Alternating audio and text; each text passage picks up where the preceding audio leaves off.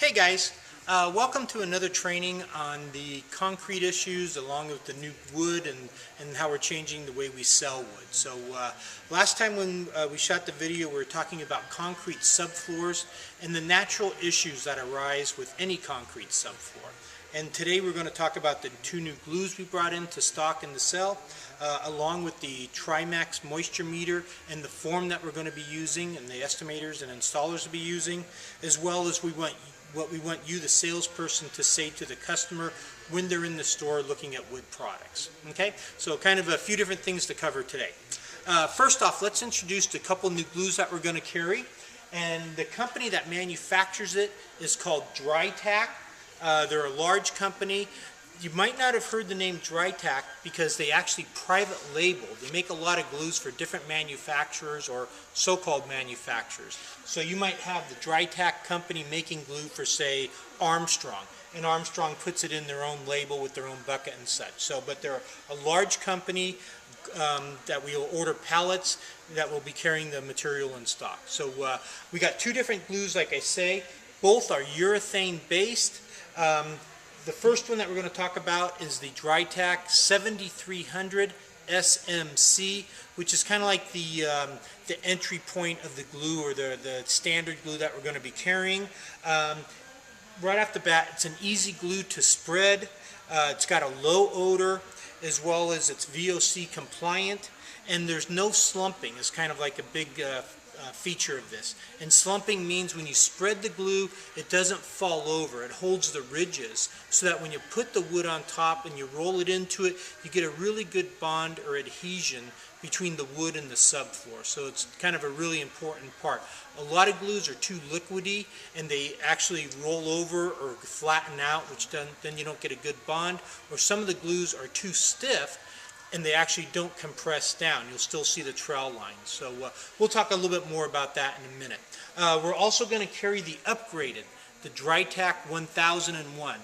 And the 1001 glue, if you can imagine, this is a great glue that should be sold every day, but this is that same product but on steroids. This is the granddaddy of all glues. First off, it's a green product. It has 0 VOCs or 0 solvents in it. Okay, very important. A lot of people will talk about having a green adhesive. This is a green adhesive. Not only is it green, but it also has a crack suppressant in it. So if you get hairline cracks or things like that, it actually spans because it's urethane and it's kind of elasticy, if you will. So it can actually expand and contract with the wood. Okay, another big selling feature, and probably the most important thing, that it has a concrete moisture sealant built into the glue. Okay, so if there's ever an issue or someone thinks they might have a moisture problem or anything like that, boy, automatically we're going to the 1001. Okay, so that's kind of the two different glues we're going to carry. Both of them use the same trowel, which is a 1/4 inch by 1/4 inch V-notch. Okay, standard trowel, and that's for every application. Anything from a 3/8 engineered up to a 9/16 engineered, we're using the exact same trowel. Now when we use the trowel, the spread rate is going to be 35 square feet per gallon. Okay, so that's about 130 to 140 square feet per bucket. These buckets are 4-gallon pails. So when you look in the computer, it's already in there under X1 adhesives. It's going to look like it's more expensive than what the that we currently sell, the Type Bond product, but in actuality, it's not that much more because the bucket's a bigger size. Okay, so hopefully that makes sense to you. Okay, next thing we wanted to talk about was the Trimax, the moisture meter itself, along with the form we're going to ask the estimators as well as all the installers to carry.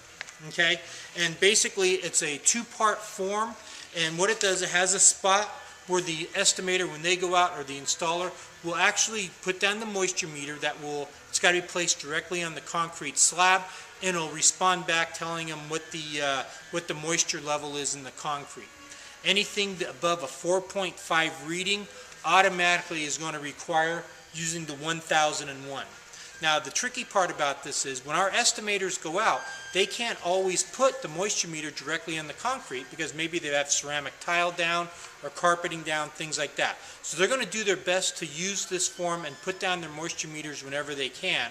but they're at least going to talk about it to the consumer and let them know that there's a potential moisture problem in their concrete. And that's true of any concrete floor. There's always the potential for moisture issues. Okay? Even if it's dry today, doesn't mean that it's going to be dry next year, the year after, or 6 months from now. Okay? That's just kind of the inherent nature of concrete. Okay? But back to the form, what they're going to try to use it whenever they can, if they can. Every installer that S&G uses will have the Trimix moisture meter, and when after they pull up the carpeting or the ceramic tile or laminate, whatever's there, they'll for sure go around the floor and they will actually document the areas where they took the moisture readings, what the moisture readings were, and then they'll go over that with the consumer and have the consumer initial. Okay? Basically, it's hard for us to be responsible for moisture conditions that happen 2, 3, 4, 5 years down the line. Okay? When we go out today and the floor looks dry, and we put down the product and it fails 5 years from now because there was runoff or a flood season or high water table or their sprinklers overflowed, whatever it is, it's difficult for us to be responsible. So this form is basically going to pre-warn the customer that we can't be responsible for the moisture in your concrete levels, and that if it gets high enough, it will ruin your hardwood floor. Okay, so as a general safeguard, we'd like to always have everyone buy the 1001 glue because it does have that moisture sealant in it, but it is more expensive. So that's going to be kind of where the customer has to make an informed decision, and it's up to them. If they don't want to spend the extra money for the better glue, so be it. But we're going to have their signature, at least stating that they knew that it was an option to purchase that. Okay, so, and again, every installer that we use from now on will basically be using the moisture meter and getting a signature on this form, and one will go to the consumer and one will keep in our file. So if there ever is an issue or a problem, we can pull it out and say, hey, at least you were warned. Okay, so that's the second part of today's video. The third part is talking about you as a salesperson and what we want you to make sure that you discuss with the consumer when you're in the hardwood section. Okay, so first off, it's always important to talk or ask the consumer, what kind of subfloor do you have? If they have wood, hey, not that big of a deal. But if it's on concrete, the customer has to be told that it's inherent. Every concrete floor has 3 things that are basically true of all of them. And one is they all get hairline cracks. 2, all concrete is porous. And 3, it all absorbs moisture. Okay, and it just depends where your house is in relation to the surrounding landscaping, how wet the area is, how the concrete was poured, how thick it is, if they put down a visqueen vapor barrier, if it didn't have holes in it, all kinds of things way out of our control. Okay, so that's something you always have to talk about to the consumer whenever they have a concrete subfloor, that those 3 things are natural traits of any concrete subfloor. Again, that it's going to have cracks. And you can tell them, hey, go out to your driveway or go anywhere there's concrete and show me where there's not hairline cracks. Okay? Every concrete slab is going to have some type of cracks to it. 2, that it's porous, it's like a sponge, it absorbs moisture. And 3, that moisture is going to go into it and it'll wick up and through it. So 3 things we got to tell them.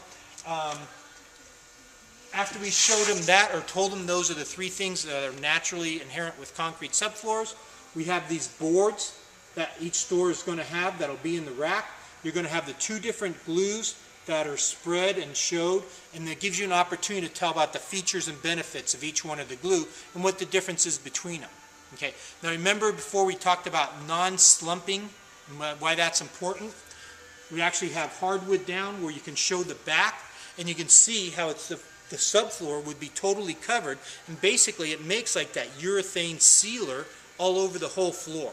Okay, now this obviously is over a plastic, non-porous product. Okay, we didn't scuff it, didn't scour the edges or anything, and this stuff is sticking to it like dynamite. So we're extremely confident in this new glue. It's just a matter of us showing it and selling it to the consumer. Hey, thanks for watching. Take care. Bye-bye.